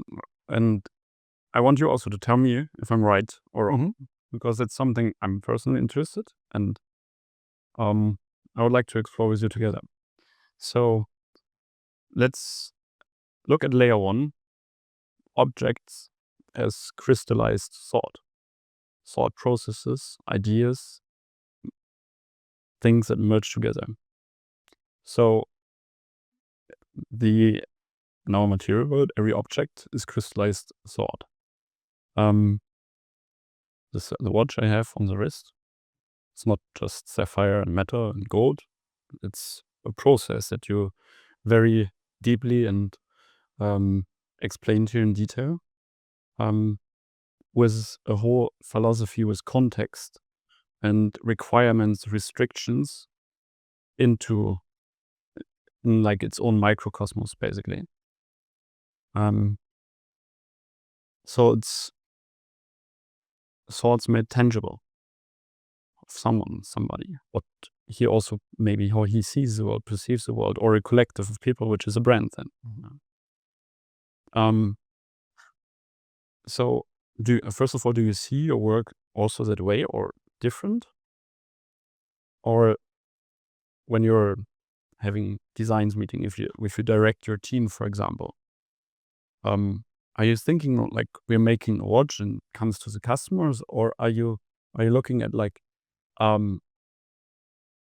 we have a philosophy that we want to kind of like explore, indulge by it ourselves also, in respect to what the customer wants, but also what we see, because the customer wants something that he doesn't have the understanding. For example, what you see as artisans, as craftsmanship, as visionaries as well. So that would be the first question. The question, what is luxury, is a very wide one, and depends on what we're discussing. You cannot put a word around luxury because luxury is also intangible. I mean, a beautiful dinner in a fancy restaurant is a luxury experience. Whether it's a 3-star Michelin restaurant or whether it's something in a beautiful scenery outside of everybody and gives you a completely different experience without the technical choice of what you're eating. So it depends on what you're looking for. Once I was traveling with my wife 25 years ago, and an agency defined traveling luxury the absence of seeing people. No? So when you're traveling and you don't meet anybody and you're far away from your frenetic life, that's a luxury experience which is not crafted. It's something that you remember as a memory. So luxury is a very complex world, and it depends on what you are working on. If you're talking about an industrial product, so a car, a watch, something that you design, you manufacture for a physical pleasure of a customer, clearly a lot of goes into the value proposition and the emotion that you're looking for. So to me, luxury has to be, first of all, interesting, because it cannot be a mere commercial example to me. Even if it costs a fortune, it doesn't resonate to me. It has to be something that defines, the creative idea is defining the interest. So to me, luxury at the end is a constant pursuit of excellence. I don't know how to phrase it better, but where excellence is aesthetical and technical in an industrial design product. If you're thinking about art, it's a totally different thing. Think of Il Taglio di Fontana, that is a gesture that gives you the rage of that moment, that creative rage, and it's an idea. It's not a technical exercise. We don't look how the cut is done. It's the cut of that canvas was so powerful, and that is expressing a luxury, an artistic idea that was so pure, so direct, and it became iconic. And also, plenty of things that go into breaking through the emotion of a person, and so it's very difficult to define what luxury is, because it's very subjective, and it depends on the environment in which you are in. So if you confine it to watches, I can try to express it more closely, more clearly, but to me that remains a personal pleasure that you're seeking for, that conveys values in the end that resonate with you. But uh, it speaks differently to, Yeah. if you're into a bling bling luxury. To me, it's luxury is the opposite of bling bling. No, to me, luxury is refinement, luxury is education, luxury is expressing your elegance, your taste, as we're saying. So, a brand that like Parmigiani is, to me, expressing it extremely highly. No, but that's personal. I identify with the brand that I work for. I couldn't do my job if I don't believe in the proposition that we are providing. So I very resonate with this. You look disappointed. No, I thought about the experience part. In the end, like, when there's a Michelin dinner, for example, Mhm. luxury, like in the end, it's also like there's a chef and also an artist in the end, in some way or another, here to understand every ingredient in order, like, to not just or like to create something that I couldn't. Like, he had to understand that how to prepare it, which flavors you eat in which order, in order to enhance the experience, and to invite you also in his own world. And in the end, like, what I was thinking about. The other thing, when we come to to objects basically out of the experience. But there's also like in buying itself the object, it's an experience by itself again. So maybe like the second layer would help there when we say like we buy luxury to prove ourselves what we are, maybe, but more critically what we aren't anymore. That it's important like to like you said, like there's time where you spend understanding, for example, brand. There's where you're looking for resonance, that something appears, that speaks to you, something that you see that you couldn't articulate by yourself before or find anywhere else. You see an object, you see something and it resonates. You don't you hear a story and you say like, oh yeah, that's like part of what I am or what I'm looking for. And then we place money to buy it. Money is a consensus mechanism and it's also like always painful in a certain way because we're giving something up where we worked for, what we earned for, in order to attain something. It's kind of like the purchase experience. In that moment, the identity, the change, the projection on the object that I have, or also on the experience, becomes part of my identity. So it's something similar what I say was art. Like art is like one of the languages that it's an ancient language basically that you don't need to study. Like, because either you resonate with the artist, which you have never met in your life, you stand in front of the picture and either it resonates with you or not. You either understand it or you don't. You walk past it or you stand there and see like, oh, they're like, I understand why the artist did certain things in a certain way. And you find it fascinating. It evokes emotion in you because somewhere you have the same experience made as the artist in a way or not. Otherwise, you wouldn't resonate at all with this. So, I think that would be the layer 2 on luxury. Is it true in your observation? Not? Well, again, if I go back on the watch, you said a very strong word. An object can define you. I would like to remind everybody that the watch is an accessory at the end. You can spend a lot of money on it, but it remains a complement to your person. This watch adorns you, but you are much more important than the watch you're carrying. Oh, certain clients are carried by their watches. Certain clients wear their watches. For we serve the latter. And it's important to keep it like that because it is your persona, yourself. You are the context in which these 4 centimeters of our body, you are adorning that, and that has to resonate with you, how you are, how you dress, how you behave, because you can have a very elegant watch, but then if you're a loud person and not really and a bit vulgar, probably you're not. There's misfits, no, then in this, no. Armani used to always say that the dress is beautiful because of the woman that wears it, not because the allure of the dress is enhanced by the person that wears it. No, I find it extremely right because what we buy we must not overdo it. What we buy is a compliment to us, to our person. We are the center. Yeah. And I like to keep it this way because otherwise we become consumeristic in the way that we purchase. And we should be purchasing to please ourselves. That's what you said at the beginning, no? Yeah.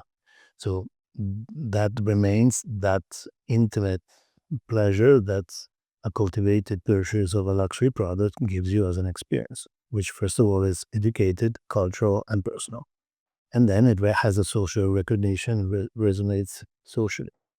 I think the first time in the world of luxury that luxury started talking about social segmentation with the ancient Romans.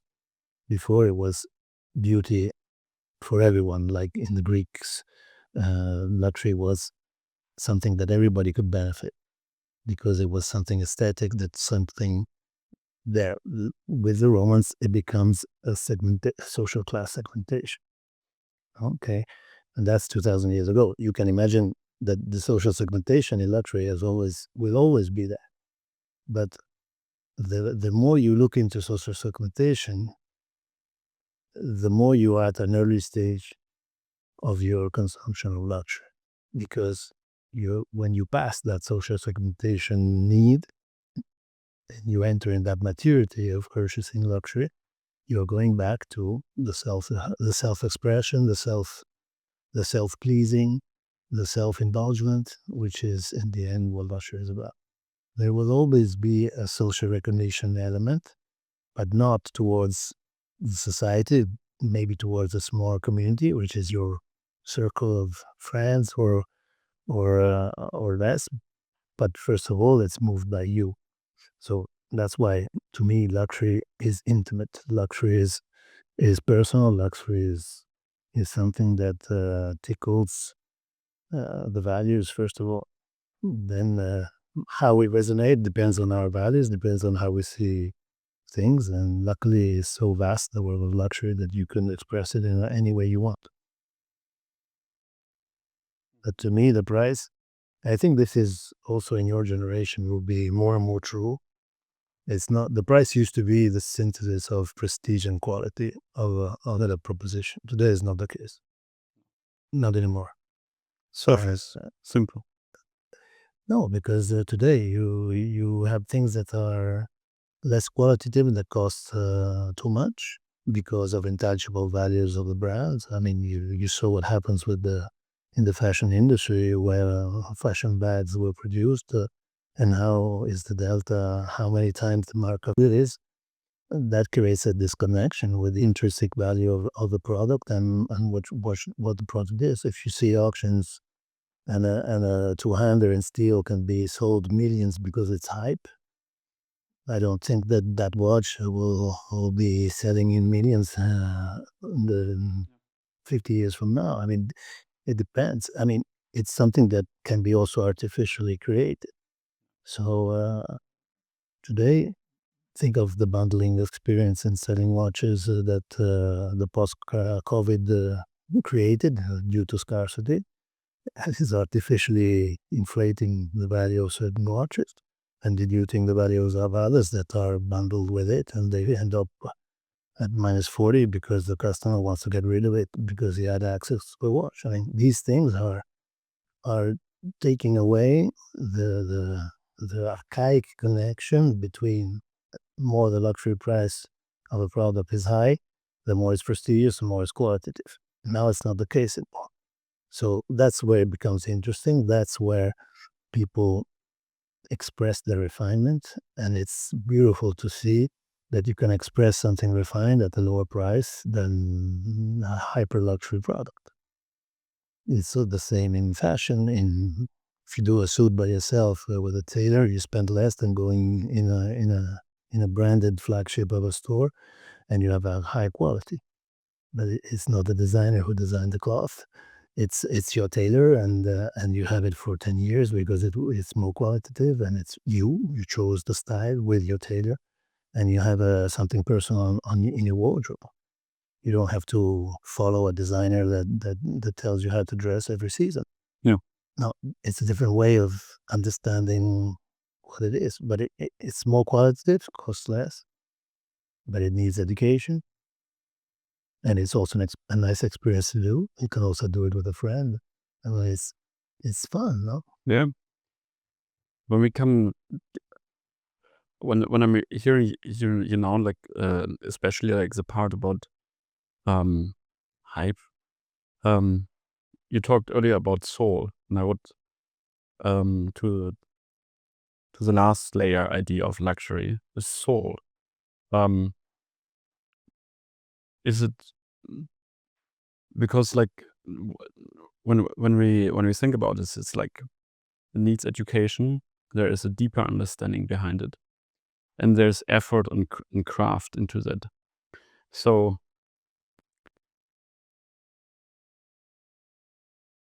when I think about this, it's like the brand that you're leading and the people who are working inside of it. It's a whole brand philosophy that follows the guideline. And in the end, by directing this, I would say, like, as long as you care, or like we as or for example also of leaders of luxury brand, as long as we care, it's kind of like our self-proof made public every time.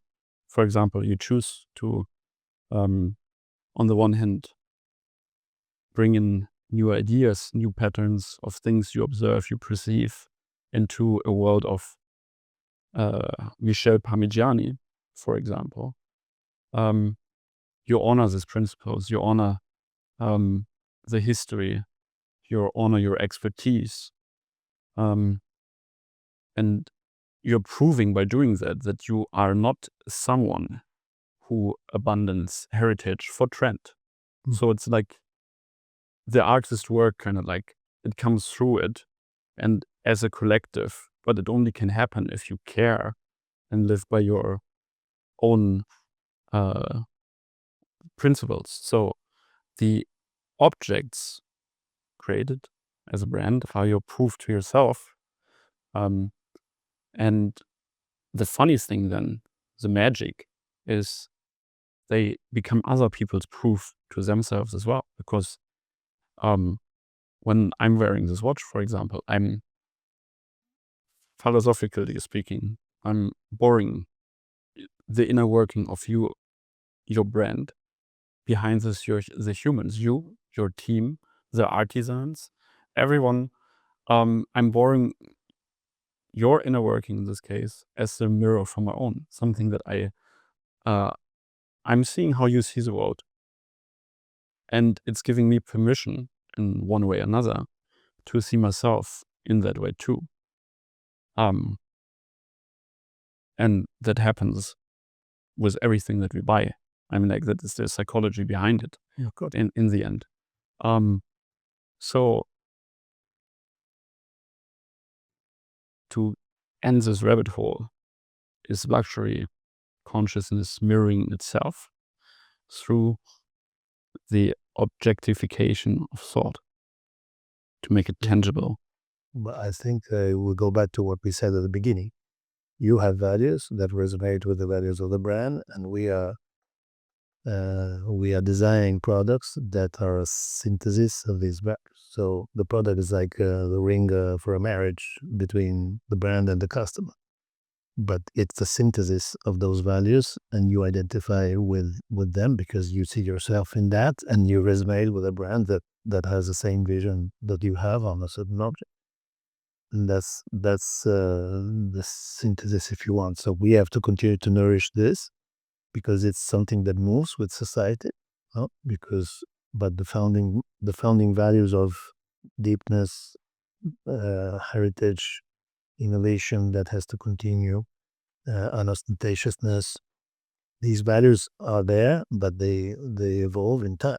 And the nice thing that I experience over time I travel is an understated customer, a deep customer, independent in its mind and discerning in its taste, is transversal to every nationality.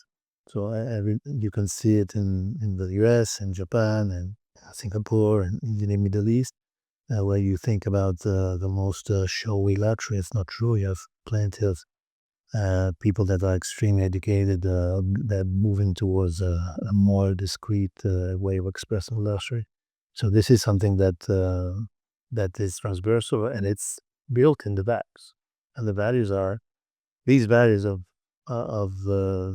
being a non-industry mainstream, being deep, being less ostentatious, or being discreet, which is not seen as something like you fade, and is the contrary. It's a personal expression.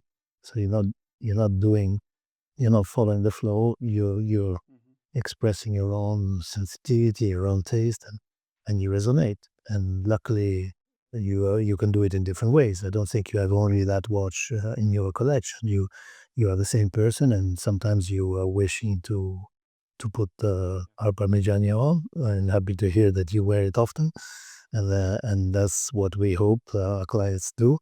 But you can alternate it with other things. So it's not a totalitarian way of seeing a watch. No, that's Sanjete, and we indulge with the customers that think alike in that thing. But there's always a driver in which the being interesting. So often our customers tell us, I often wear the Parmigiani at watch gatherings because everybody ends up speaking about my watch. And I say, oh, well, that's good. Yeah, because discussions around watches are how much time you have to wait, what do you have to buy first, so where did you get it? And then when you look at this watch and say, oh, but how is that dial made? Oh, nice color and oh, the movement. What's this finish? You go back to what you're talking about, and you're interesting again. Most brands, it's like, did you get a list price, or did you have to wait, or did you got it off market? And that's part of a public that prefers an intimate pleasure. Even the fact that we didn't put a deployment buckle on this watch is part of that toning down. It's for the pin is there to admire the beauty of the movement. You don't want a blade in the middle of your eyes. But it's not the full optional buckle. When you spend so much money, you would like to have a deployment buckle. Not true, because the deployment buckle is not an elegant buckle. Grand buckle is more for practical use. It's more sporty if you want. The pin buckle is the maximum elegance. You would never wear a deployment on a tuxedo, for instance, no? Because you have to go back to that classic elegance that the pin buckle gives you. And on top, it allows you to admire the work on the movement, which is part of the experience. So that's the beauty of having luxury, which is a balance for the experience that you're willing to go for. And this is very Michel. I mean, Michel is a purist. He is somebody who, and we worship his purism because the brand carries his name, and we have to maintain this beauty and this purity of idea that starts from him. And I always say that we have a great chance to have him around. It's like having grandfather next to you that comes in. He just lives next door. He's 15, 20 meters from here. He pops in every now and then. How are you doing? He's not operational anymore, but he shares this passion. He shares his values. You chat with him about watches. You understand him by talking to him. And this allows us to convey his persona on his product. Yeah. No, I absolutely love that. On the other hand, I like I think like if we can experience like the difference between hype and not hype, for example, I mean, like in the end, and there are people who buy into that and people who don't. In the end, also, it's like part of the human experience. So like it's not a bug, or like it's like one has to exist so the other can thrive. For example, there has to be night and there has to be day as well. One in one way cannot live without the other, and that's a paradox actually here. But on the other hand, it's beautiful to see that Parmigiani fully understood, I would say, what they want to see for themselves, and this is, I think, like a testament for a brand to again like go into full understanding basically of what is the essence behind it. If is there anything like what or any luxury object that represents your transformation? Like, is there anything that you ever bought and like you had like the feeling that kind of like gave me permission to do something more, like to reveal something of myself? Is there like something like, was there ever something, or is there a gap there, and maybe Parmigiani is your proof to yourself through your work? My work, I'm moved by feeling relevant in what I do, and also what moves me is to be proud that at my passage I know what I left. And this is something that makes me have peace with myself, because that means that my work was useful to someone. a brand first of all, and the customer of the brand. So that's probably what moves you the most. And it would be terrible to have worked for 5, 10 years in a brand and look back and nothing stays. No, so I think this is what moves me the most professionally, and it's the outcome of what we talked today. I mean, you work for that, and if it's still there even after you left, what you give for free is your work to your successor.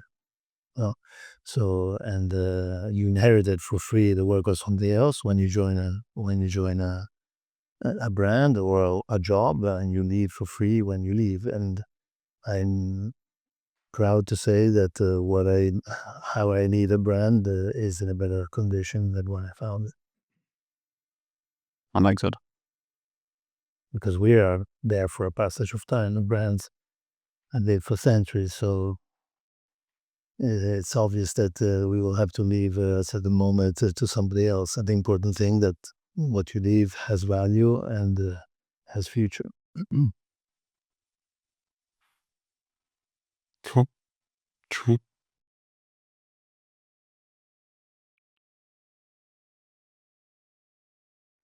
But I can't do it alone, man. There's plenty of people who are part of this, Absolutely. and they are the ones who make it happen. It's always also I see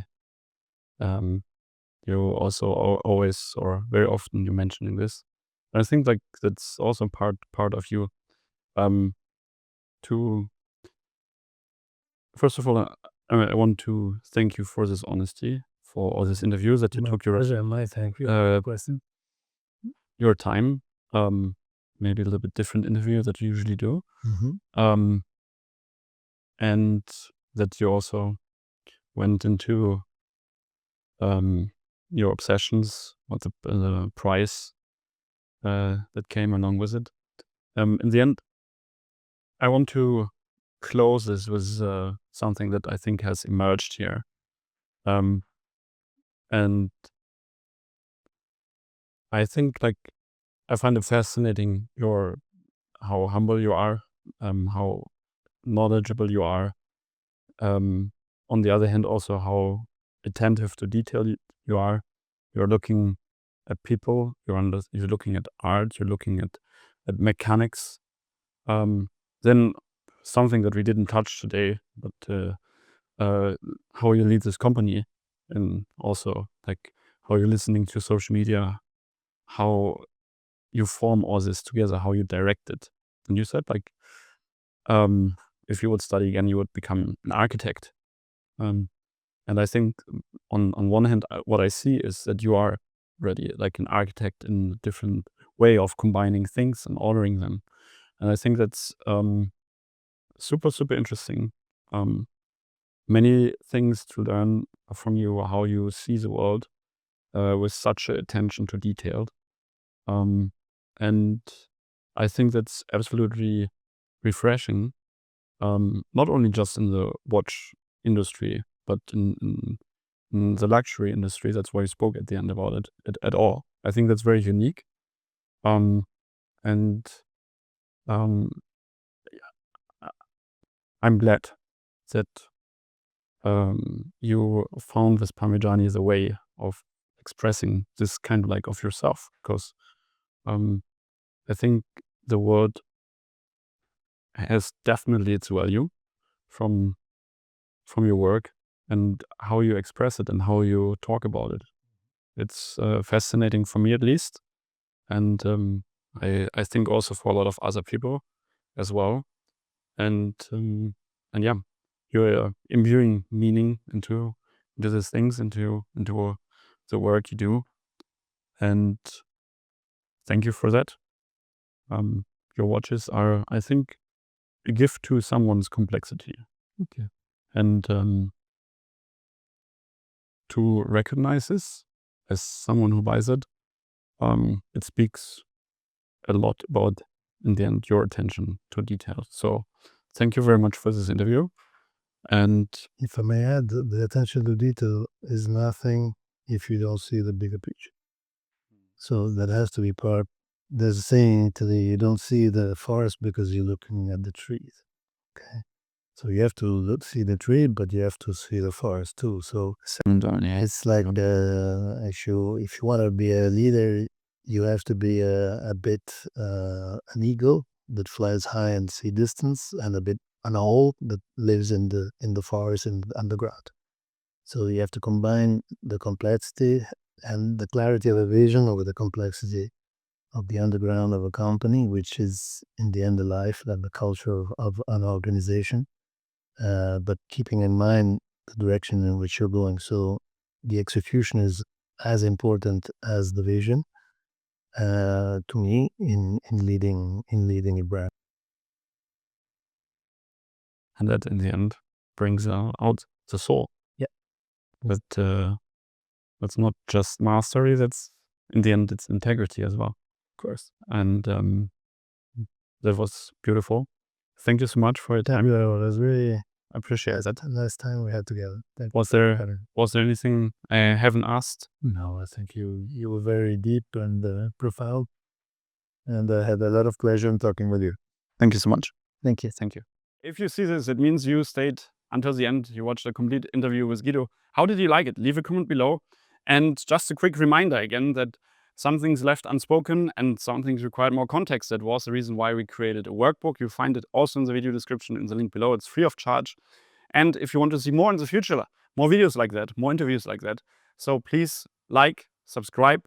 With this simple thing, you help me grow the channel and bring you more guests like this. See you in the next video.